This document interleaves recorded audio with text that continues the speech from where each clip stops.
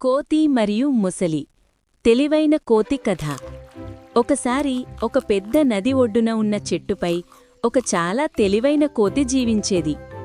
ఆ చెట్టు చాలా ప్రత్యేకం, ఎందుకంటే ఆ చెట్టులో చాలా తీపి ఫలాలు ఉండేవి.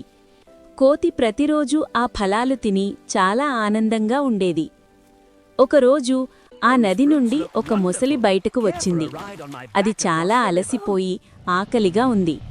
కోతి చెట్టుమీద నుండి చూసి ముసలిని అడిగింది, ముసలి సోదరా, నీవు చాలా అలసిపోయినట్టు కనిపిస్తున్నావు. నీకు ఆకలిగా ఉందా? ముసలి చెప్పింది, అవును కోతిమిత్రమా, నాకు చాలా ఆకలిగా ఉంది. అప్పుడు కోతి తన చెట్టులో ఉన్న తీపి ఫలాలు కొన్నింటిని ముసలికి విసిరింది.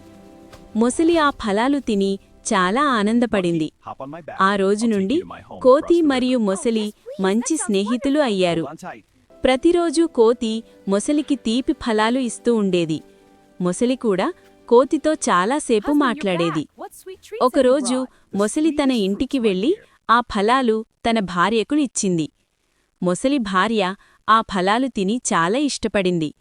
ఆమె అడిగింది, ఈ తీపి ఫలాలు ఎక్కడి నుండి తీసుకొచ్చావు?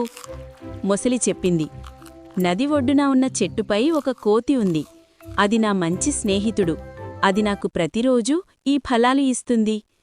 అప్పుడు ముసలి భార్యకు ఒక లోభం వచ్చింది. ఆమె ఇలా అనుకుంది, ఈ ఫలాలు తినే కోతి గుండె ఎంత తీపిగా ఉంటుందో. ఆమె ముసలికి చెప్పింది, నాకు ఆ కోతి గుండె కావాలి, నువ్వు దాన్ని తీసుకుని రావాలి. ముసలి మొదట నిరాకరించింది, ఎందుకంటే కోతి అతని మంచి స్నేహితుడు. కాని భార్య ఒత్తిడి చేయడంతో చివరికి ముసలి ఒక ప్లాన్ వేసింది. మరుసటి రోజు ముసలి కోతిని చూసి ఇలా చెప్పింది, కోతిమిత్రమా, నా భార్య నిన్ను కలవాలని కోరుకుంటోంది. నువ్వు మా ఇంటికి రావాలి. నేను నిన్ను నా వెన్నుపై తీసుకెళ్తాను. కోతి అమాయకంగా ముసలి వెన్నుపై కూర్చుంది. ముసలి నదిలో మధ్యకు వెళ్ళినప్పుడు నిజం చెప్పింది. కోతి, నిజం చెప్పాలి, నా భార్య నీ గుండె కావాలని కోరుకుంది, అందుకే నిన్ను తీసుకెళ్తున్నాను.